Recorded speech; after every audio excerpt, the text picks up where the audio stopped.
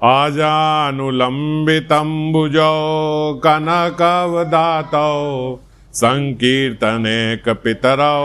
कमलायताक्षौ विश्वम्भरो द्विजवरो युगधर्मपालौ वन्दे जगत्प्रियकरौ करुणावतारौ नमस्त्रिकाल सत्याय जगन्नाथ सुताय च सभृत्याय सपुत्राय सकलत्राय ते नमः।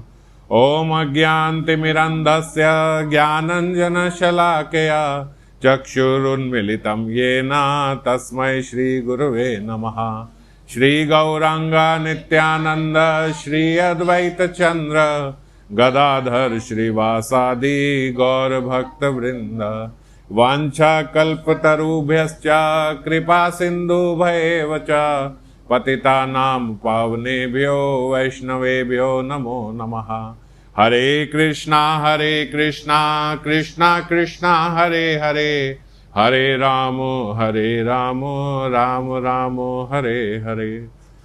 तो हम लोग अभी चर्चा कर रहे थे कि महाप्रभु दीक्षा के बाद महाप्रभु के अंदर जो प्रेम विकार हम लोग देख रहे हैं, अब उस प्रेम से महाप्रभु अब भौतिक शिक्षा का वितरण नहीं कर पा रहे और उन्होंने अपने छात्रों को भी ये बात स्पष्ट रूप से बता देनी कि अब मेरे से ये सब नहीं हो पाएगा, और क्योंकि मेरे मुख से हमेशा अब कृष्ण नाम ही निकलता है और हर जगह मुझे कृष्ण ही नज़र आते हैं, तो अब ये मैं पढ़ नहीं पाऊँगा। उनके हालांकि जो उनके अध्यापक थे, जो उनके गुरु थे गौरीदास जी, जिन्होंने उनको, तो उन्होंने भी उनको बोला कि आप ये पढ़ाओ बच्चों को, देख के पढ़ के पढ़ाओ, मगर तब भी ऐसा हुआ कि उन्होंने बोला जब भी मैं ये काले अक्षर भी देखता हूँ तो मुझे काले कृष्ण ही नज़र आते हैं, अब मुझसे नहीं होगा। तो वो अपने, जब उन्होंने बच्चों को बोला, छात्रों को, कि मैं नहीं पढ़ा पाऊँगा, तो छात्रों ने उनसे बोला कि आपसे अगर हम निमाई पंडित अब नहीं पढ़ पाएंगे तो अब और किसी से भी नहीं पढ़ पाएंगे, और हमारी विद्या जितनी आपने दी उतनी काफ़ी है ये जीवन में, और इसकी ज़रूरत भी नहीं है। आप बताओ अब हमें क्या करना है, एक जीवन का अंतिम पाठ आप हमें बता दो, किस प्रकार हम अपना जीवन निर्वाह करेंगे, किस ज्ञान के साथ, किसके साथ। तो महाप्रभु ने मानो उन्हें जो ज्ञान दिया वो वही है जो महाप्रभु ने आगे शिक्षा अष्टकम भी हमें दिया, उसी पे हम लोग चर्चा कर रहे थे। पहले 2 श्लोक पे हम लोग चर्चा कर चुके हैं, उसका मैं भी उच्चारण करता हूँ और फिर आज हम उसके 3रे श्लोक पे चर्चा करेंगे। चेतो दर्पण मार्जनम भव महादावाग्नि निर्वापणम श्रेया कैरव चंद्रिका वितरणम विद्यावधू जीवनम आनंदम बुद्धिवर्धनम प्रतिपदम पूर्णामृतास्वादनम सर्वात्मस्नापनम परम विजयते श्रीकृष्णा संकीर्तनम नाम नामकारी बहुधा निज सर्वशक्ति तत्रार्पिता नियमिता स्मरणे ना कालः एतादृशी तव कृपा भगवान मामापि दुर्दैवम ईदृशम इहा जानी ना अनुरागः। भगवान ने तो अपने सारे नामों में, महाप्रभु अपने छात्रों को बता रहे हैं, सर्वशक्ति डाल दी। नाम नाम अकारी बहुधा निज सर्वशक्ति तत्र अर्पित नियमिता स्मरणे ना काला। उसको स्मरण करने का भी कोई उपयुक्त समय नहीं बताया, कोई रिस्ट्रिक्शंस नहीं, कोई रूल्स और रेगुलेशंस नहीं है, मगर तब भी दुर्दैवम ईदृशम इहा जानी ना अनुरागा। ऐसा मेरा दुर्भाग्य है कि ये जानने के बाद भी मैं इसका स्मरण नहीं कर पा रहा, मैं इसकी वैल्यू नहीं समझ में पा रहा। श्रीमद् भागवतम में एक श्लोक है, हमारे गुरुदेव का सबसे प्रिय श्लोक था, कई बार उन्होंने उच्चारण करके ये हमें समझाया भी। तस्मात् भारत सर्वात्मा भगवान ईश्वरो हरि श्रोतव्ये कीर्तितव्ये च स्मर्तव्ये च इच्छात अभयम। बहुत महत्वपूर्ण, बहुत ही महत्वपूर्ण श्लोक हम सब साधकों के लिए, और यहाँ पे इससे मिलता है, इसीलिए मैं इस श्लोक को बीच में लेके आया। इस श्लोक में भगवान बता रहे हैं इच्छात अभयम। अगर आपको अभयता प्राप्त करनी है, अगर आपको इस जीवन में सारे भयों से मुक्ति पानी है, तो आपको क्या करना होगा? श्रोतव्य कीर्तितव्य च स्मर्तव्य, जो अभी महाप्रभु इसमें चर्चा करके बता रहे हैं। श्रोतव्य मतलब श्रवण करना होगा। क्या श्रवण करना होगा? तस्मात् भारत सर्वात्मा भगवान ईश्वरो हरि। भगवान के, ईश्वर के, हरि के हमें गुणों का श्रवण करना होगा, उनकी लीलाओं का, उनके नाम का श्रवण करना होगा। उसके बाद कीर्तितव्य, उसका कीर्तन करना होगा, यानी यही जो हम नाम संकीर्तन की बात कर रहे हैं। और फिर अंत में इसका स्मरण करना होगा।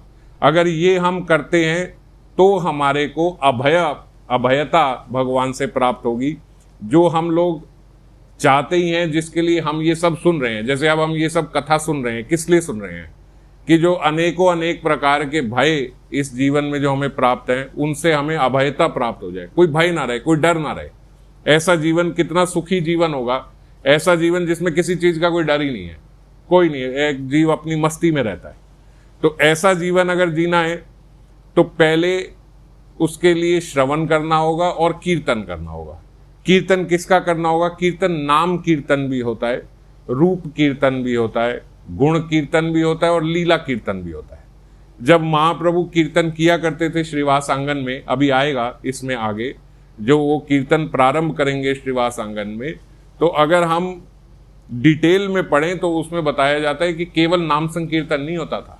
हरे कृष्णा महामंत्र का संकीर्तन हुआ, उसके बाद अलग अलग पद गाए जाते थे।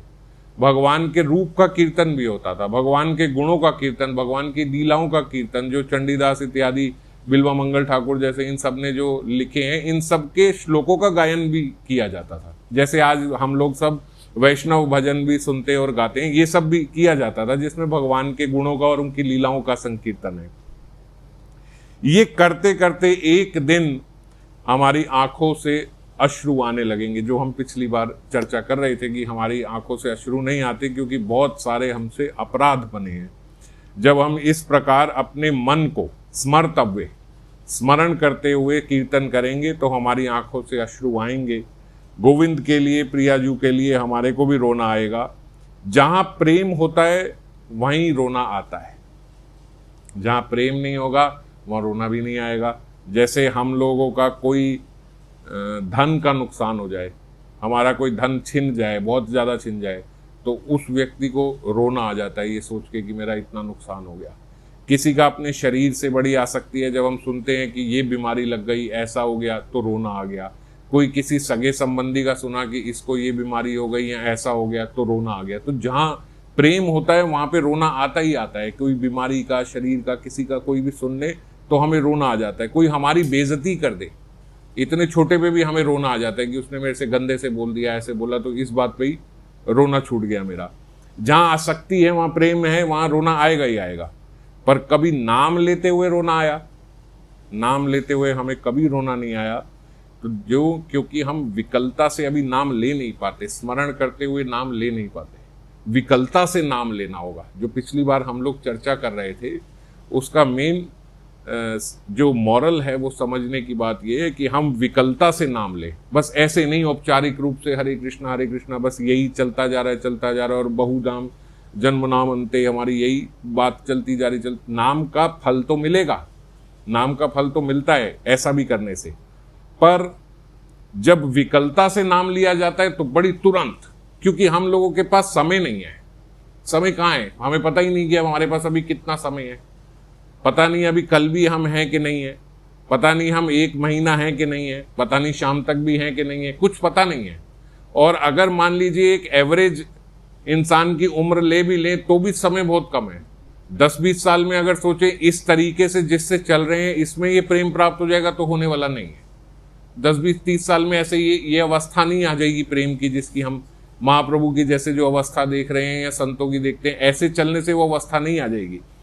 तो समय बहुत कम है, और उस समय का अगर सदुपयोग करना है तो बड़ी विकलता से स्मरण करते हुए नाम लेना होगा हमें, तभी हमारी पुकार हमारे इष्ट तक पहुंचेगी।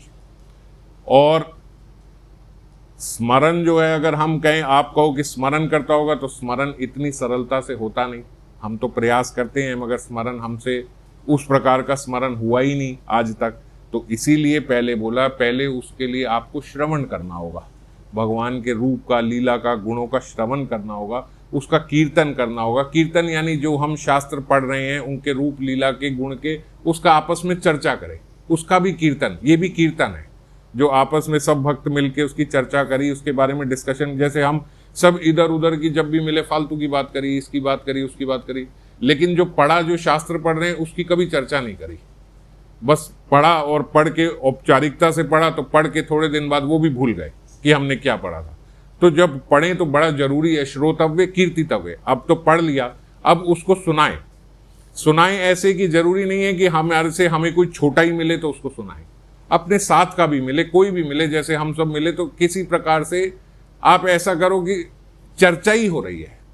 चर्चा में ऐसा नहीं होता कि मैं आपको कुछ सुनाना चाहता हूं, हो सकता है आपको पता ही हो। कितनी बार कितने लोगों की हम चर्चा, ऐसे हमें पता है कि वो बड़ा अच्छा व्यक्ति है, लेकिन तब भी चर्चा के रूप में बताते हैं कि कितना अच्छा है, कितना अच्छा है, कितना बढ़िया है। इस प्रकार से चर्चा के रूप में उसका कीर्तन करें। क्यों? क्योंकि अंत समय कभी भी आ सकता है। अंतगति समति, अंतगति, अंत में जो आपके स्मरण में होगा वही, उसी दशा को, उसी दिशा को हम प्राप्त होंगे, उसी गति को हम प्राप्त होंगे। और अंत, अंतगति समति में अंत क्या है? अंत क्या? कब अंत? जीवन का अंत, जीवन के अंत में। और अगर ठीक से देखें तो कोई ये भी कहे नहीं साल के अंत में, 1 साल के अंत में नहीं, कोई बोले नहीं नहीं साल के अंत में नहीं, महीने के अंत में, महीने के अंत में नहीं, हफ्ते के अंत में, हफ्ते के अंत में नहीं, हर दिन के अंत में, दिन के अंत में नहीं, हर घंटे के अंत में, हर घंटे के अंत में नहीं, हर मिनट के अंत में, हर मिनट के अंत में नहीं, हर क्षण के अंत में। अंतगति समति। तो जब हर क्षण के अंत में लिया तो वही बात जैसे हम चर्चा कर रहे थे कि मरा मरा मरा बोला और राम राम निकला। आप उल्टे से ही पकड़ लो, हर क्षण के अंत में, तो हर क्षण की शुरुआत में भी अपने आप हो गया। इस क्षण का जो अंत है वो अगले क्षण की शुरुआत है। तो हर क्षण नाम लेना होगा, हर क्षण नाम लेना होगा। अब कैसे होगा हर क्षण भगवान का, कैसे स्मरण हम लोग कर सकते हैं और क्यों करें? क्योंकि जो हम दिन भर सोचते हैं वही हमारे स्वप्न में आता है। ऐसा होता है ना, जो हमारे दिन भर, अगर हमारे दिमाग में कोई बहुत बड़ी चीज चल रही है कि आज बड़ा गहरा इसी का चिंतन चलता रहा, तो वही स्वप्न में आएगा। और अगर और गहराई से देखें तो स्वप्न वो आएंगे जो मैं सोच रहा था कि ऐसा होना चाहिए, जो मेरे दिमाग में चल रहा था ऐसा होना चाहिए, ऐसा होना चाहिए, ऐसा प्रत्यक्ष हुआ या नहीं हुआ, तो हमारा दिमाग वो स्वप्न में दिखा देगा कि ऐसा हो गया। जैसे हम किसी की बड़ी चिंता कर रहे हैं कि इसकी सेहत ठीक हो जाए, ठीक हो जाए, ठीक हो जाए, इस प्रकार चिंता करते करते करते सोए तो स्वप्न में ऐसे आएगा कि जैसे वो ठीक हो गया। इस प्रकार से हमारा स्वप्न में जो हम दिन भर चिंता करते हैं वही आता है। और अंतिम समय में जैसे स्वप्न में ये आएगा जो हम चिंता कर रहे हैं, तो ऐसे ही हमने जीवन भर जो चिंतन किया है अंत में वही आएगा। कोई ये ना सोचे कि अंतगति समति तो अंत में लेंगे, पहले तो अंत कौन सा। और अगर जीवन का अंत मानो तो उस जीवन के अंत में वो बात कहाँ से ध्यान आएगी? क्योंकि उस समय हमारी इंद्रियां जो हैं वो तो शिथिल पड़ जाएंगी।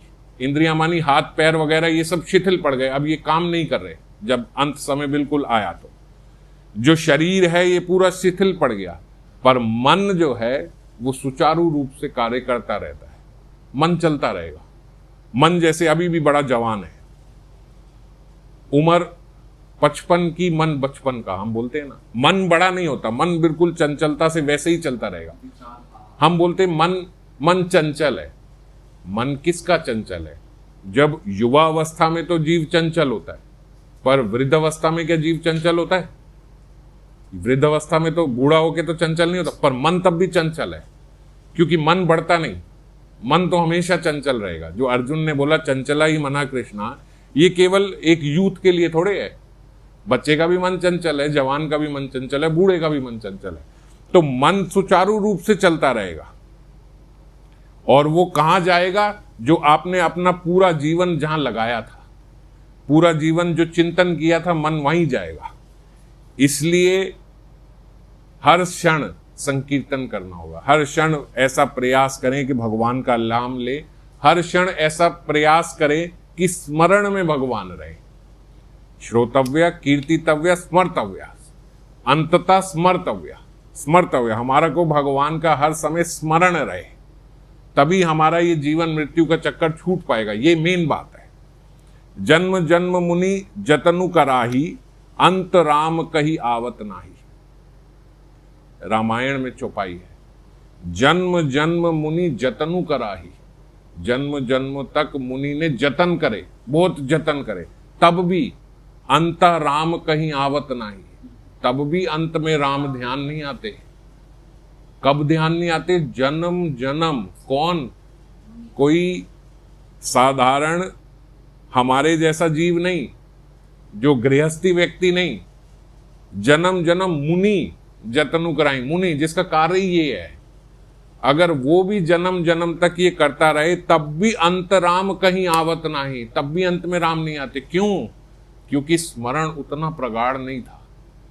अगर मैंने माला तो करनी शुरू कर दी 64, माला शुरू कर दी 128, माला शुरू कर दी 2 लाख 3 लाख माला, 192 माला शुरू कर दी, मगर अगर मेरा स्मरण यही है कि फटाफट से किसी प्रकार से मेरी ये 3 लाख नाम खत्म हो, फिर आराम से बैठ के टीवी देखूंगा, जल्दी से बस ये खत्म हो जाए फिर आपसे बात करता हूं, जल्दी से बस ये हो जाए फिर बैठते हैं फिर कुछ करेंगे, इस प्रकार का अगर मेरा स्मरण रहा माला करने में, जल्दी से बस फटाफट से ये हो जाए, जैसे अभी हम चर्चा कर रहे थे, फटाफट से श्रृंगार हो जाए, इसमें इतना नहीं, फटाफट से बस गायत्री हो जाए, फिर आराम से बैठ के खाना खाएंगे, बस सुबह का जल्दी जल्दी से कर लेंगे, ये करें, इस प्रकार से बात नहीं बनेगी, क्योंकि स्मर्तव्य नहीं हुआ, ये स्मरण में नहीं आया। स्मरण में तो अब आपकी प्रधानता तो उसी की है जो इसके बाद करना है। तो चाहे आपने इसमें 10 घंटे 12 घंटे भी लगा दिए, मान लीजिए आपने 15 घंटे की साधना भी कर दी, मगर आपकी चेतना घूमती वहीं है जो 15 घंटे की साधना के बाद आप करोगे कि ये हो गया, फिर ये आराम से बैठ के करेंगे। जब ये भाव आ गया तो वो 15 घंटे की साधना का वही फल होगा। जन्म जन्म मुनि जतनु कराई, अंत राम कहीं आवत नाई। क्योंकि अंत में आपका मन वहीं जाएगा जहां पूरे जीवन जाना चाहता था, वहीं घूमेगा। अंत में मान लीजिए आपका दिमाग घूम फिर के अपने बच्चे पे गया, तो भगवान कृपा करके क्या करेंगे? अगला जीवन कुकर या शुकर का दे देंगे। कुकर शुकर मतलब कुत्ते और सुअर का। कृपा करते हैं। आप हंसोगे, ये कोई कृपा हुई भगवान की? भगवान कृपा ही करते हैं। क्यों? क्योंकि कुत्ते के एक साथ कई सारे पिल्ले पैदा हो जाते हैं, सुअर के एक साथ ही 4-5 सुअर छोटे बच्चे पैदा हो। आपका ध्यान उसी में था ना, संतान में ही था, संतान से ही प्रेम था। तो ऐसा शरीर मिलेगा जहां बहुत सारी संतानें आपके आगे पीछे ऊपर नीचे सब कूदे जा रही हैं, घूमे जा रही हैं, मस्त रहो। और शुकर को ऐसा नहीं लगता कि ये देखो कितने आनंद में एसी में बैठा हुआ है, घर में बैठा हुआ है, और मैं देखो नाली में। उसको नाली में ही आनंद आ रहा है, उसको मल खाने में ही बड़ा आनंद आ रहा है। जो आपको 5 स्टार होटल में आ रहा है उसको वहां पे आ रहा है। तो इसीलिए भगवान कृपा करते, तेरा यही मन है बच्चों के साथ ही खेलना कूदना, ऐसे ये सब करना है, बस यही परम गति मानता है, तो फिर कुकर और शुकर का जन्म मिलेगा, इसी में रहो। अंत में किसी का स्मरण अपने पैसों में ही रहा। पूरा जीवन हम लगे पैसा इकट्ठा करने में, यहां से मिल जाए, यहां से मिल जाए, ये मिल जाए, वो मिल जाए, ऐसा रहा। अंत में हमारा ध्यान फिर वहीं गया पैसे में। तो भगवान क्या करते हैं? उसको सांप की योनि दे देते हैं। जाओ फिर सांप की योनि में। सांप क्या होता है? अगर आप कभी कहीं देखो तो जहां धरती के नीचे भी बहुत सारा खजाना हो ना, सांप वहीं कुंडली मार के बैठा रहता है। इसीलिए कई लोग ऐसे देखते हैं जहां सांप है वहां नीचे जरूर धन होगा कोई। पर सांप ऐसा होता है कि वो वहीं जीवन भर कुंडली मार के बैठा रहेगा जहां नीचे धन है। वो कभी इस्तेमाल नहीं कर सकता, पर किसी को लेने नहीं देता। और यही प्रवृत्ति जब जीव की होती है तो अगले जीवन में उसको सांप का। आपका मन है मेरा बहुत बड़ा घर हो, ये हो, ऐसा हो, अंत तक आप यही सोचते रहे कि एक बड़ा घर होना चाहिए, तो भूत प्रेत की योनि मिल जाएगी। जाओ और सारे खंडर आपके, घूमो खंडरों में, इतने बड़े बड़े खंडर वंडर सब आप कृपा कर रहे हैं भगवान, आपको यही चाहिए था, जाओ यही ले लो। अब जब हम ये बात सुनते हैं तो महाप्रभु की बात याद आती है, खाइते सोईते जथा तथा नाम लोए, देश काले नियम नहीं सर्व सिद्धि होए। कि महाप्रभु ने क्या बोला? हर समय नाम लेना है, हर समय। कब कब कब? खाइते सोईते। सोईते कैसे? सोते हुए कैसे? जथा तथा नाम लोए, जहां पे हो जैसे भी हो वहां नाम लो।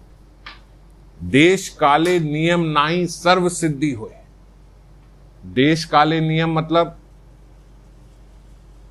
कोई जगह नहीं देखनी, कोई समय नहीं देखना। तो ऐसा जीव जब हर समय नाम लेगा तो सर्व सिद्धि होए, उसी की सर्व सिद्धि होगी। और ये कब हो सकता है? जब हम भागवत धर्म का पालन करेंगे। ये केवल एक इसी चीज से पॉसिबल है। हर समय कैसे नाम ध्यान रहेगा? सोते हुए कैसे याद रहेगा? खाते हुए कैसे करें? कब होगा? जब आप हर समय हर चीज में भगवान के दर्शन करते हो। प्रसाद आया, आह मेरे ठाकुर जी का उच्चिष्ट, मेरे ठाकुर जी का प्रसाद आया।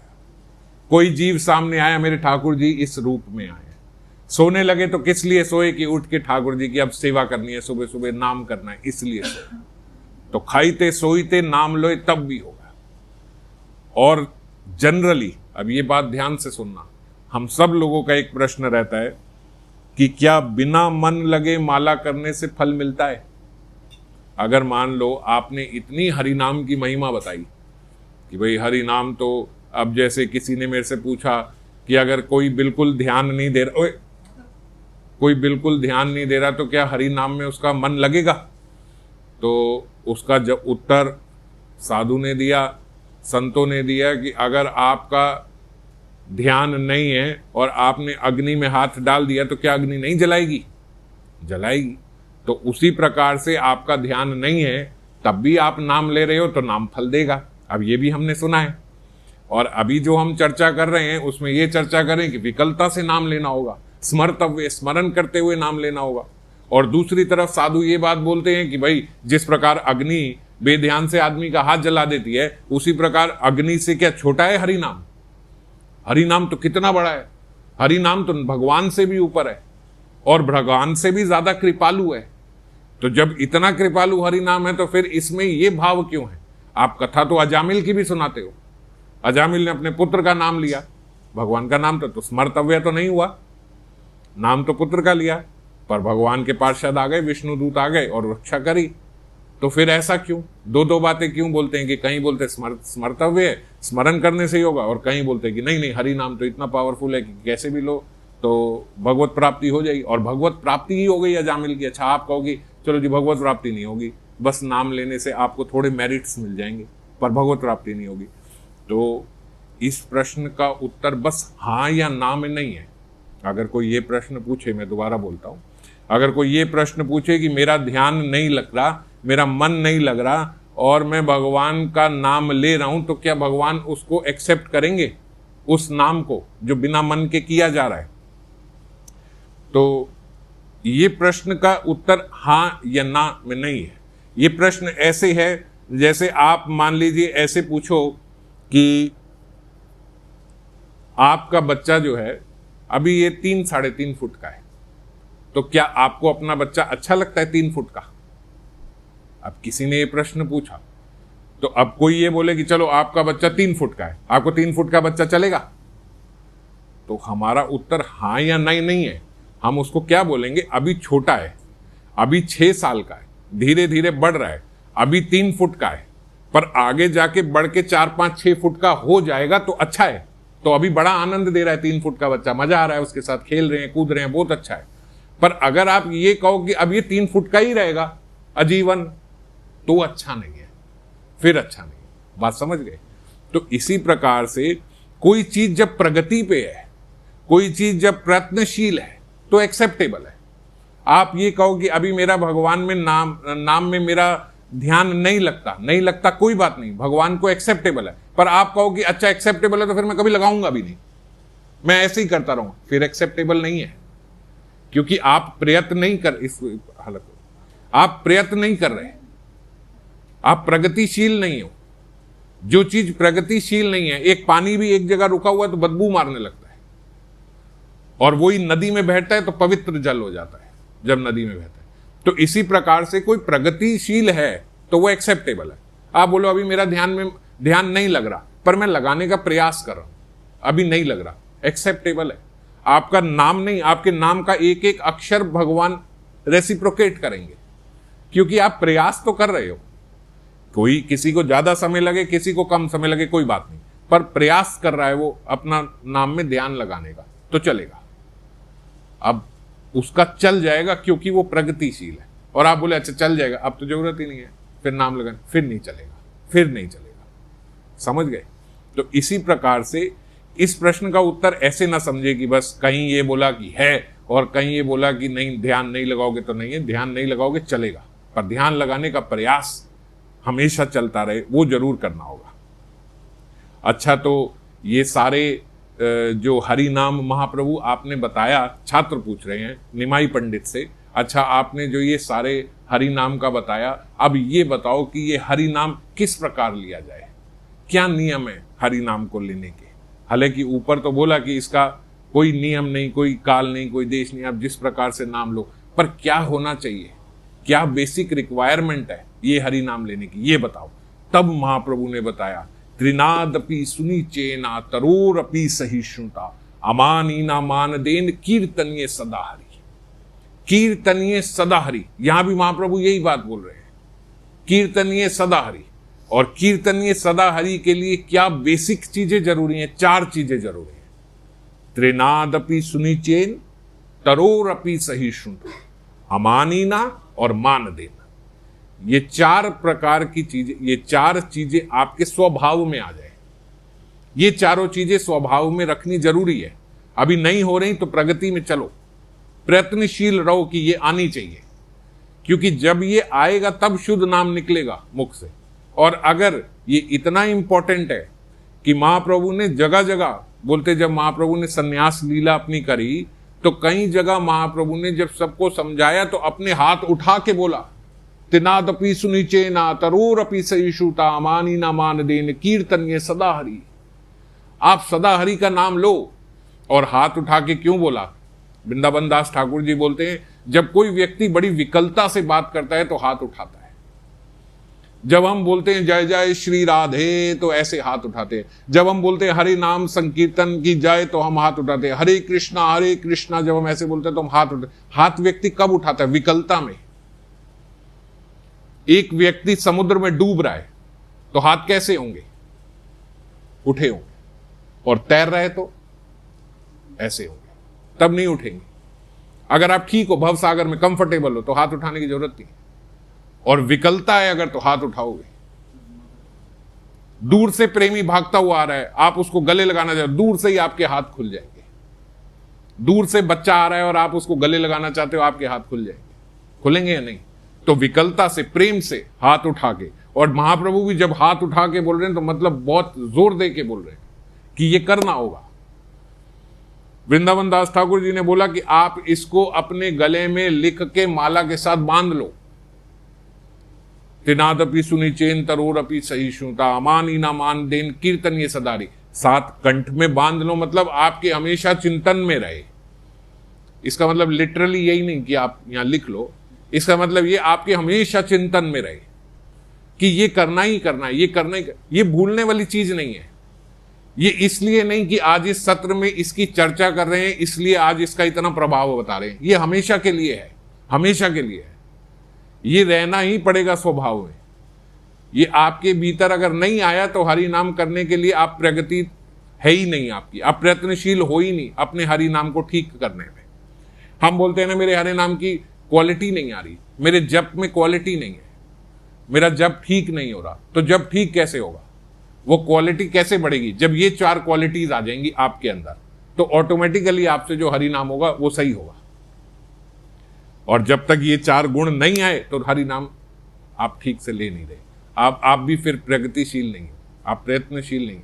आप सोच रहे हो मैं थोड़ी लीलाएं पढ़ लूं और लीला का चिंतन करने का प्रयास करूं, मैं थोड़ा ये करूं वो करूं। 2-4 दिन अपने अभ्यास से कर लोगे, लेकिन स्वभाव में नहीं आएगा, स्वाभाविक नहीं होगा, नेचुरल नहीं होगा आपके लिए, क्योंकि आपके स्वभाव में अभी उसकी पात्रता नहीं बनी कि वो टिक पाए। लीला कैसे टिकेगी? जब लीला का पात्र तैयार होगा। जैसे शेरनी के दूध की बात करते हैं, वो पात्र चाहिए सोने का कि उसके अंदर टिके। तो ऐसे ही आपके भीतर पात्रता कब आएगी? जब ये आएगा, त्रिनादपि सुनिचेन।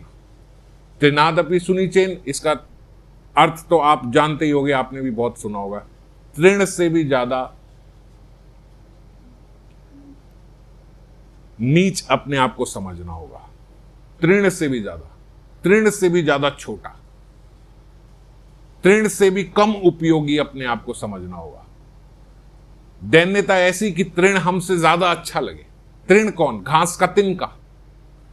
वो घास का तिनका हमसे अच्छा है, और हमारे भीतर ऐसा भाव होता है माला करते हो कि कौन है हमसे अच्छा, जरा दिखाओ, ऐसा करता हो, ऐसा करता हो, इसके अंदर तो फिर भी ये अवगुण है, इसके अंदर तो फिर भी ये गुण है, पर मैंने कभी ऐसे नहीं किया, मेरे अंदर कभी ये भाव नहीं है। हमारे अंदर ऐसे भाव आते हैं। और होना कैसे चाहिए कि तृण से भी नीचे अपने आप को समझे। वो कैसे? तो बोलते तृण के कुछ गुण हैं।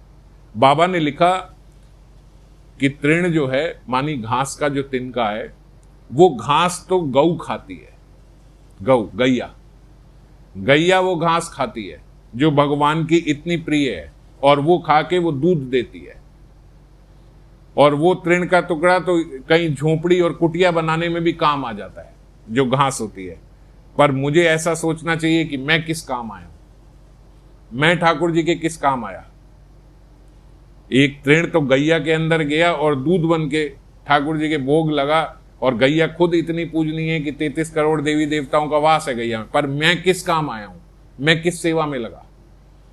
और सबसे बड़ी बात, तृण का स्वभाव।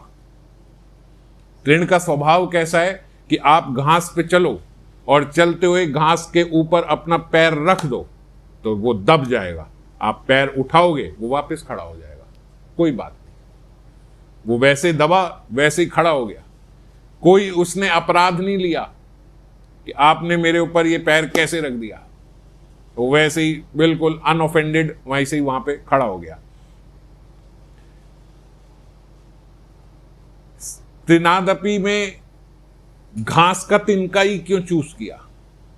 क्योंकि आप देखो, जब आप चलते हो तो चलते चलते मान लीजिए आपका पैर पौधे पे आ जाए, किसी भी पौधे पे, किसी पुष्प पे आ जाए, अगर चलते हुए आ गया तो आप बोलो वो पौधा या वो पुष्प भी तो कुछ नहीं बोलता, जिस पे हमने चरण रख दिया वो भी तो कुछ नहीं बोला, वो भी तो आराम से सहन कर गया।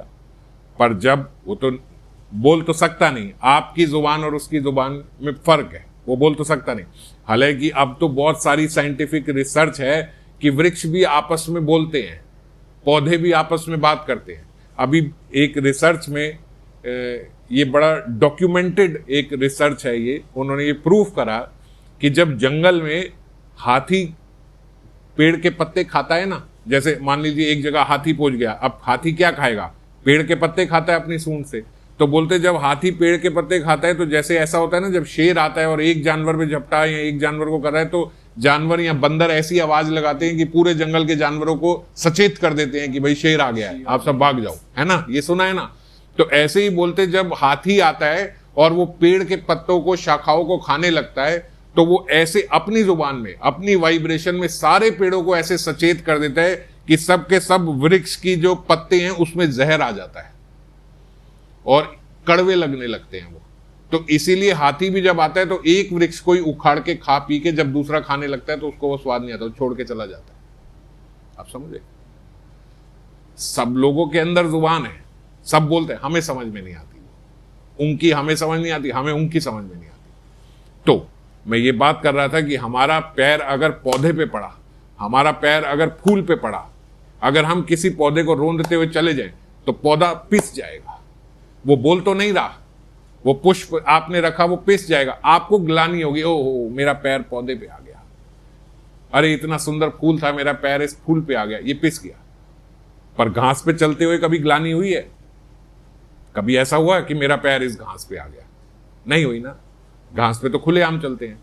बोलते इसीलिए बोला गया, इसीलिए महाप्रभु ने तृण का उदाहरण दिया, तृणादपि सुनिचेन। ये तृण कैसा है कि आपने इस पे चरण रखा, वापस खड़ा हो गया। स्वभाव कैसा होना चाहिए कि अगर आपने, किसी ने आपका बुरा किया तो आपके किसी जेस्चर से भी ऐसे ना लगे कि उसने आपके साथ बुरा किया है, एकदम अनऑफेंडेड। मुंह से तो बोलना ही नहीं है। बाबा बोलते अगर किसी ने मुंह से नहीं बोला पर भीतर से अपने आप को उसको अपराधी जाना कि भाई इसने ऐसे ऐसे ही अपराध किया, तो बोलते ये तृणादपि के स्तर पे नहीं आया अभी, ये तो कपटता मानी जाएगी। कि मुंह से नहीं बोला और भीतर से बुरा मान लिया। अब इसमें भी दो बातें, अगर आप ये प्रगतिशील हो कि भाई मुझे अंदर से बुरा लग रहा है मगर लगना नहीं चाहिए, इस प्रकार से आपने अपने आप को समझाया तो कपटता नहीं है। पर किसी कारणवश आपने ऊपर से नहीं बोला पर भीतर से ये सोचा कि अपराधी है, इसने वैष्णव अपराध किया है, मुझे ऐसा बोल दिया, तो ये कपट है। दैन्यता हृदय से होती है, आप समझ गए। तृण का कैसा स्वभाव है कि वो अपने स्वभाव से दूसरे को पता भी नहीं लगने देगा आपने कुछ गलत किया। आपने पैर रखा, हटाया, वो वापस खड़ा, कोई बात नहीं। आपको कभी कभी गिल्ट नहीं होगा कि मैं घास पे पैर रख के जा रहा हूं, मैं घास को रोंदता हूं, जब किसी को गिल्ट नहीं। लोग बोलते घास पे ही चलना चाहिए, समझ गए, ऐसा स्वभाव। इसीलिए महाप्रभु ने तृण का ही उदाहरण दिया, मिट्टी का उदाहरण नहीं दिया, कागज का उदाहरण नहीं दिया। ये भी तो ऐसे हैं, हवा में उड़ रहे हैं, चल रहे हैं, केवल तृण का ही दिया, पुष्प का नहीं दिया। वो भी रोंदा जाएगा तो एक बार खत्म तो खत्म, आपने पैर रख दिया। पौधे को दबा दिया, वो दब गया पौधा, पर घास को दबाया, दबा नहीं। हमारा ऐसा स्वभाव होना चाहिए, हमें कोई कैसी भी गाली दे रहा है, कितना भी बुरा बोल रहा है, कुछ भी बोल रहा है, लेकिन शीतल, कोई बात नहीं, इसका क्या, कोई बात नहीं, बोलने दो। आपको देख के उसे भी ना लगे कि उसने कुछ गलत किया, ये बहुत बड़ी बात है। आपको देख के भी ना लगे, उसको पता ही ना लगे कि मैंने कुछ गलत बोल दिया। वो आपको गाली देके चलेगा, आप मुस्कुरा रहे हो, कोई बात नहीं है, तो ठाकुर जी आज गाली देने की इच्छा होगी, गाली दे रहे। तो इस प्रकार का आपका स्वभाव हुआ तो बस चलो। मैंने एक बार पहले एक संत की बहुत पहले सुनाई थी, उसको कोई गाली देता, वो बोलता भाई बड़े मजे की गाली दी है, आहा क्या गाली देते हो, ऐसे लगता है साक्षात ठाकुर जी आगे गाली दे रहे, ओह क्या गाली, एक और गाली दो, एक और। वो गुस्से में एक और गाली दी, आहा मजा आ गया, वाह वाह, गाली सूट करती है आगे, एक और गाली देगा। इस प्रकार का किसी का स्वभाव होगा, कोई कैसे गाली देगा। वो बोलते, लोग बोलते पागल है ये, पागल, चल पागल है, आहा मजा, पागल भी कितना मीठा बोलते हो। वो व्यक्ति चला गया। तो ऐसा आनंद भीतर जब होगा तो कोई तृणादपि सुनिचेन, इसको बोलते तृणादपि सुनिचेन। और ये हमारे भीतर भी कब आएगा, जैसे उन संत के भीतर था कि सामने भगवान ही है। भागवत धर्म का पालन किए बिना ये तृणादपि सुनिचेन रुकेगा नहीं हमारे भीतर, ये स्वभाव। भागवत धर्म जो कर रहे हैं ठाकुर जी कर रहे हैं, किसी रूप में आए ठाकुर जी कर रहे हैं, कोई विपत्ति आई है ठाकुर जी की दी हुई है, कोई सुख आया ठाकुर जी का दिया हुआ, दुख आया उन्हीं का दिया हुआ है। जैसे एक और संत की कथा सुनाई थी कि वो राधा कुंड में चल रहे, पीछे से गाड़ी आई, गाड़ी ने उनको मारा, वो गिर गए, लोग उठा के उनको, एक आदमी आया, अब गाड़ी तो निकल गई मार के, एक आदमी आया, परिक्रमा में चल रही थी गाड़ियां जैसे चलती हैं, वो परिक्रमा चलते चलते उस संत को मारा, संत एकदम साइड में गिर गए, बेचारे उठ नहीं पाए, गाड़ी निकल गई। दूसरे व्यक्ति आए जो वहीं के थे, वो उठा के उन्हें वृंदावन में हॉस्पिटल में ले गए। हॉस्पिटल में डॉक्टर ने देखा, होश आया, किसने मारा था, बोले ये ठाकुर जी ने मारा था। अरे वो बोले भाई हमने कहा मारा था, बोले अरे क्या मजाक, आप ही मारने वाले और आप ही उठाने वाले हो। बोले मतलब, बोले आप ही ने पहले मार दिया और आप ही ने उठा दिया। अरे वो बोले ये तो फंसा देगा भाई, हम तो इसको उठा के लाए। जो उनके साथ वाले थे उन्होंने बोला आप समझोगे नहीं, आप नहीं समझोगे, इनकी स्थिति अलग है। ये हर एक में भगवान की उपस्थिति देखते हैं, ये हर एक में अपने इष्ट की उपस्थिति देख। उनका कहने का मतलब है ठाकुर जी ने गिराया और ठाकुर जी ने उठाया, उनका मतलब आपसे नहीं है। अब ये होता है तृणादपि सुनिचेन, किसके प्रति अपराध लिया। जैसे मैं बोल रहा हूं कि अपराध हुआ ही नहीं, अपराध लिया ही नहीं, किसके प्रति अपराध। अरे बोले मारने वाले भी ठाकुर जी थे, उठाने वाले भी ठाकुर जी थे, किसी के प्रति कोई अपराध नहीं, कुछ नहीं, वो ही कर रहे हैं जो कर रहे हैं। इस प्रकार की हमारी स्थिति हो जाए तो समझो अब तृणादपि सुनिचेन हो गए। ये अनुकूलताओं की और प्रतिकूलताओं की हवा तो चलती रहेगी, मतलब फेवरेबल और अनफेवरेबल। कभी अच्छा हो रहा है, कभी बुरा हो रहा है, कभी ठंडी हवा चल रही है, कभी बड़ी गर्म हवा चल रही है, कभी बड़ा नुकसान हो गया, कभी बहुत फायदा हो गया, कभी सेहत बहुत अच्छी चल रही है, कभी एकदम से खराब हो गई, कभी युवा अवस्था है, कभी बुढ़ापा भी आएगा। तो इस प्रकार से ऊंच नीच ये सब चलता रहेगा। पर जो ये सोचे कि जब अच्छी चल रही है, जब सब व्यापार में ठीक चल रहा है, जब सारे रिश्तेदार हमसे अच्छे से बात कर रहे हैं, तब भगवान की कृपा है, और जब ये नहीं हो रहा तब कृपा नहीं है।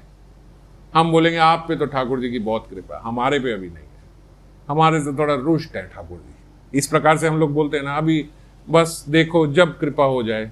आप कब करो, जब कृपा हो जाए, जब हो जाए, जब अभी तो है नहीं, जब हो जाएगी तब करेंगे। तो अगर इस प्रकार से हम लोग सोचेंगे कि बस अनुकूलता आई तो कृपा हुई, तो कभी प्रेम की अवस्था तक पहुंच नहीं पाएंगे। फिर बस इसी व्यापार में लगे रहेंगे, कृपा हो रही है नहीं हो रही, कृपा हो रही है नहीं हो रही है। असल में भक्त क्या होता है? जो हर क्षण भगवान की कृपा जाने, हर क्षण उसको ऐसा लगता है कि जब नुकसान हुआ तो भी भगवान की कृपा, जब फायदा हुआ तो भी भगवान की कृपा। अरे जो करें ठाकुर जी तो करें, क्या हो गया, उनकी लीला ही तो चल रही, आप प्रसन्न होना ठाकुर जी, बस चल रहा है। इस प्रकार से अनुकूलता में भी और प्रतिकूलता में भी अगर हम भगवान की कृपा के दर्शन करेंगे कि आप करेंगे, तब मानो ये है तृणादपि सुनिचे, जीव हल्का होके रहे। एक ये भी तृणादपि का एक लक्षण है, तृण की तरह हल्का, एकदम हल्का। अनुकूलता की हवा आई वो बहा के ले गई, प्रतिकूलता की हवा आई वो बहा के ले गई। कोई शिकायत नहीं है ठाकुर जी से, कोई शिकायत नहीं, अभी इधर की हवा क्यों ले ली, अभी गर्म क्यों ले ली, अभी ठंडी क्यों ले ली, कोई घास के तिनकों को कोई फर्क पड़ रहा है, जिधर हवा आई उधर ले लिए। एक जगह बाबा ने बताया, अगर जीव इतना हल्का होके रहेगा ना, तो ठाकुर जी की जो कृपा की हवा है वो बड़ी शीतल और बड़ी मर्म होती है। कृपा की हवा आंधी की तरह थोड़ी आएगी कि सबको उठा के ले गई चरणों में। जो कृपा की हवा होगी, हमें कौन सी हवा अच्छी लगती है? बड़ी शीतलता से, बड़ी स्निग्ध, एकदम खुशबूदार हवा बह रही है, धीरे धीरे धीरे धीरे धीर समीर चल रही है, ये कृपा की हवा है। कृपा ऐसे आती है। तो इस कृपा में बोलते जब ये कृपा आएगी तो कौन इसके साथ जाएगा? इस हवा के साथ जो तृण से भी हल्का है, वो इस हवा से साथ साथ साथ साथ चला जाएगा। और जो अहंकार से भारी हुआ बैठा है, वो बोलते वो हिलेगा भी नहीं, उसको तो आंधियां ही हिलाएंगी बस। यहाँ की भगवान की कृपा से नहीं चलेगा। भगवान की कृपा बड़ी कोमल है। अगर आप तृण से हल्के होके रहे तो कब वो एक लहर आएगी और आपको ठाकुर जी के चरणों में आपके मन को जाके स्थित कर देगी, बस हो गया काम आपका। इसीलिए ऐसा बोला गया, जो तृणादपि और शरणागति, इनका बोलते बड़ा भारी जोड़ा है, ये जोड़े में चलते हैं, तृणादपि और शरणागति। बिना शरणागति के तृणादपि होना और तृणादपि हो गए और शरणागति नहीं हुए, ऐसा हो नहीं सकता। इन दोनों का आपस में जोड़ा है, इस बात को समझना। हम नहीं तो यही पूछते रहते हैं कि पहले क्या करें, पहले हम शरणागत हों किसी के, या पहले हम ये प्रयास करें कि हम तृणादपि की अवस्था में, हमें क्या करना चाहिए? तो शरणागति की अवस्था क्या बताई गई है? अनुकूलस्य संकल्पः प्रतिकूलस्य वर्जनम रक्ष्यसि इति विश्वासो गोप्तृत्वे वरानन तथा आत्मनिक्षेप कार्पण्ये षड्विध शरणागति। शरणागति की ये 6 अवस्थाएं बताई हैं। शरणागति में ये 6 चीजें होना बहुत जरूरी है। क्या 6 चीजें होना जरूरी है? अनुकूलस्य संकल्पः, मतलब हम केवल वही चीज एक्सेप्ट करें जो हमारी भक्ति के लिए अनुकूल है। अनुकूलस्य संकल्पः, उन्हीं चीजों का संकल्प करें, उन्हीं चीजों को ग्रहण करें कि ये हमारी भक्ति के लिए उपयोगी है। और प्रतिकूलस्य वर्जनम, जो भक्ति के लिए जरूरी नहीं है, वर्जनम, उसको त्याग दो। ये करा, जैसे अभी हम कल चर्चा कर रहे थे कि भाई उन्होंने बोला गुड़गांव जाए, फिर सोचा गुड़गांव जाएंगे तो कथा में कैसे हैं, तो छोड़ दिया, चलो नहीं जाएंगे। इसको बोलते हैं प्रतिकूलस्य वर्जनम, छोड़ दिया। अच्छा, इसमें कथा में बाधा पड़ेगी, छोड़ दो। ये करेंगे तो ठीक से हरि नाम नहीं कर पाए, छोड़ दो। ये करेंगे तो ठीक से हो पाएगा, अनुकूलस्य संकल्प, इसको ले लो। तो इस प्रकार से ये 2 चीजें, अनुकूलस्य संकल्पः प्रतिकूलस्य वर्जनम रक्ष्यसति इति विश्वासो। रक्ष्यसि इति विश्वासो, ये पक्का विश्वास हो कि कुछ भी हो जाए मेरे ठाकुर जी मेरी रक्षा करने के लिए बैठे हैं। रक्ष्यसि इति विश्वासो, पक्का विश्वास है, ठाकुर जी बैठे हैं ना पीछे। कोई भी बात हो जाए, आप ये कोरोना फोरोना इस भय से आपको डरने की जरूरत ही नहीं है।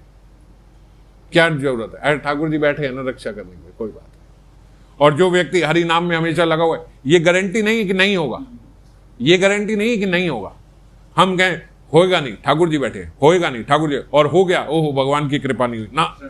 जो हो रहा है कृपा है, रक्षसी इति विश्वास, वो हो रहा है। विश्वास इस हद तक है कि अगर हो जाए और मर जाए तो भी ठीक है, अपने चरणों में बुलाने की जल्दी होगी ठाकुर जी को, हमारे को।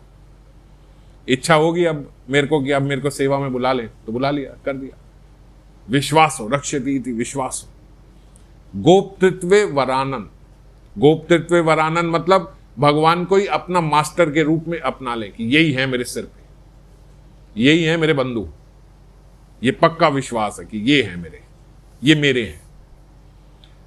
आत्मनिक्षेप। आत्मनिक्षेप मतलब सरेंडर, पूर्ण रूप से सरेंडर। और कार्पण्य, एक होता है कृपण्य, यह है कार्पण्य। कार्पण्य मतलब त्रिनादपि, ह्यूमिलिटी। कार्पण्य का मतलब भी त्रिनादपि है, एक ही अर्थ है। तो देखो ये छठविध शरणागति, ये शरणागति के जो 6 लक्षण बताए उसमें ये आ गया त्रिनादपि। त्रिनादपि में शरणागति और शरणागति में त्रिनादपि हो ही गई, होगा। नहीं हुआ, मान लो आप किसी के शरणागत नहीं हो और आप अपने आप से आपने सोचा कि अरे कोई बात नहीं, हम ही करेंगे, कुछ करेंगे, हम करेंगे। मान लीजिए आप जहां हो वहां से भजन में थोड़ा ऊंचा चले भी गए तो वो ऊंचा जाने का अहंकार खत्म कर देगा एक दिन। भौतिक जगत में तो सब लोग बोलते हैं ना, I am a self made man, मैंने सब खुद ही किया, बिल्कुल स्क्रैच से मैं ऊपर लेके गया। इस प्रकार के हम लोग अभ्यास है हमारे ये शब्द यूज करने के। भक्ति में ऐसा नहीं चलता, बिना शरणागति के कोई ऊपर जा नहीं पाया, क्योंकि ये भौतिक का सब्जेक्ट नहीं है कि बस बोल दिया, पढ़ लिया, आपने सुन लिया और आपने कर लिया। नहीं तो शास्त्र खुले पड़े, जाओ पढ़ो समझो, पर कहाँ समझ में आते हैं। यही जो हम चर्चा कर रहे हैं ये हमारे गुरुदेव ना दे के जाएं तो कहाँ समझ में आती हैं ये सब बातें। बस पढ़ते रहेंगे पर ये अर्थ समझ में ही नहीं आते। तो इसीलिए जीव को शरणागत होना बड़ा जरूरी है। शरणागति बड़ी परम आवश्यक है, तभी इस अवस्था पे पहुंचेंगे, त्रिनादपि की अवस्था में। सनातन गोस्वामी ने एक और बात बोली कि दैन्यता भी प्रेम का ही लक्षण है। मतलब उन्होंने यहां तक बोला कि एक व्यक्ति बड़ा दैन्य है तो समझो प्रेम की अवस्था में पहुंच गए या पहुंचने को है, बस अब कुछ देरी नहीं है। प्रेम की अवस्था, प्रेम की अवस्था सबसे उच्च अवस्था, मतलब भाव वगैरह सबसे ऊपर प्रेम की अवस्था में पहुंच गया। इतनी बड़ी बात बोली दैन्यता को। जिस त्रिनादपि की हम लोग चर्चा कर रहे हैं उसको बोल रहे हैं अगर ये किसी के भीतर आ गया तो प्रेम की अवस्था तक पहुंच गया। प्रेम की अवस्था तक कैसे? बोले जब आपको किसी से प्रेम होता है तो उस प्रेम में प्रेमी की कभी गलती नजर नहीं आती। ऐसा होता है ना, किसी से प्रेम हो गया, अब वो जो कर रहा है वो सही लगता है, उसमें कोई दोष नहीं दिखता। ऐसा लगता है ये ठीक है, ये इसने ठीक ही किया, वो तो इसकी गलती होगी, ये ठीक है। जिससे प्रेम हुआ ऐसा उसका दोष दिखता नहीं। और दैन्यता में क्या होता है? दैन्यता में भी ऐसा ही होता है कि हमें कभी किसी के दोष दर्शन होते ही नहीं। जो हम त्रिनादपि की अभी चर्चा कर रहे हैं, किसी के दोष दर्शन हुए ही नहीं, गुणों के दर्शन होते हैं केवल, कि जो ये कर रहे हैं ठाकुर जी कर रहे हैं, जो ये कर रहे हैं ठाकुर जी के कर रहे हैं, तो दोष दिखते नहीं और सब में गोविंद के दर्शन हो रहे हैं। भौतिकता में तो हम उसके शरीर से आसक्त हुए तो ऐसा लगता है ये प्रेमी है, ये नहीं करेगा, पर आध्यात्मिकता में किसी की गलती नहीं। अगर त्रिनादपि की अवस्था आ गई, दैन्यता की अवस्था आ गई, ऐसे लगता है मेरी ही कोई गलती होगी, किसी ने कुछ किया, मैंने ही कुछ ऐसा बोला होगा, इसने मेरे को किया। जैसे तुकाराम का हम लोगों ने पढ़ा था, तुकाराम को वो इतना मार के गए, रात को मार के गए, अगले वो सोचे कुछ ना कुछ तो मैंने किया होगा ना, मेरी किसी बात से तो इतना ऑफेंडेड हुए होंगे कि मुझे ऐसे मार के गए। तो जीव को किसी की दिक्कत, ये प्रेम की अवस्था। और प्रेम की अवस्था का शॉर्टकट हाईवे क्या है? बस दैन्यता अगर भीतर आ जाए हमारे, ये दैन्यता हमारे भीतर। और हम लोग तो चर्चा, ये इसने ऐसे कर दिया, ये इसने, ओ तो मैंने देख लिया, नहीं तो इसने ये कर दिया था, ये देखना ये क्या करता है, ये देखना वो कर। अभी भक्ति बहुत दूर है, बहुत दूर है, अभी बहुत समय लगेगा। बहुत समय मतलब बहुत जन्म लगेंगे अभी, अगर इस प्रकार का स्वभाव रहा तो इसीलिए जितना कुछ कर रहे हैं, इसीलिए ये श्लोक बड़ा इंपॉर्टेंट है। मैंने जो शुरू में बोला था बहुत इंपॉर्टेंट है। ये सब छोड़ के दैन्यता का खास अभ्यास करना होगा और हृदय से करना होगा। ऐसा नहीं कि बस मुंह से बोल दिया, किसी ने बोला अरे नहीं, अरे प्रभु जी, अरे नहीं, अरे हम कहाँ। और भीतर तो ऐसा है कि अगर किसी ने ये 4 लोगों के साथ एक 5वां तारीफ नहीं कर रहा तो उसी पे आंखें कि बड़ा अहंकारी है, ये कुछ नहीं बोल रहा। ऐसा भावना हो, बिल्कुल त्रिनादपि सुने है ही नहीं, हमारे पास कुछ है ही नहीं, किसी उपयोग के नहीं है, किसी उपयोग के। जहां कहीं किसी ने अगर हमें बुला भी लिया, बड़ी कृपा आपने हमारे जैसे को बोले, किस उपयोग के? किसी ने कोई 2 शब्द बोल भी दिया, अच्छा बड़ी, अरे मेरे को हैं क्या? कुछ भी नहीं है। केवल केवल केवल कृपा से चल रहे हैं। जितने लोग जितना भजन कर पा रहे हैं केवल कृपा से। आप जिसके शरणागत हो, चलते चलते चलते गुरु परंपरा जाते जाते ठाकुर जी के ऊपर तक, उन सबकी कृपा से। जहां हम ऊपर से जिस डोरी से बंधे हैं उन सबकी केवल कृपा से चले, केवल कृपा से। अपने भजन से अंदाजा लगाओ कि हमने क्या ऐसा किया है कि हम ये सब पा पाए, ये सब समझ पाए, ये सब कुछ भी नहीं, कुछ भी नहीं। अगर सच्चे मन से हम अपना अवलोकन करेंगे तो जितना भजन हमने किया है ना, भजन करते करते उससे कई गुना ज्यादा अपराध किए होंगे, कई गुना ज्यादा। और एक दिन दो दिन नहीं हुए होंगे, रोज कर रहे हैं, रोज हमसे अपराध बन रहे हैं, आज भी बन रहे हैं। इतना सुनने के बाद अभी भी अपराध बन रहे हैं। और तब भी भगवान देने में क्या कमी छोड़ रहे हैं? और दिए जा रहे हैं, और दिए जा रहे हैं, संग बढ़ाए जा रहे हैं, और कथा दिए जा रहे हैं, और शास्त्र बताए जा रहे हैं, और प्रेम दिए जा रहे हैं, दिए जा रहे हैं, दिए जा रहे हैं। किस लिए? क्या मेरा कोई मेरिट है? ना, केवल कृपा से, केवल कृपा से।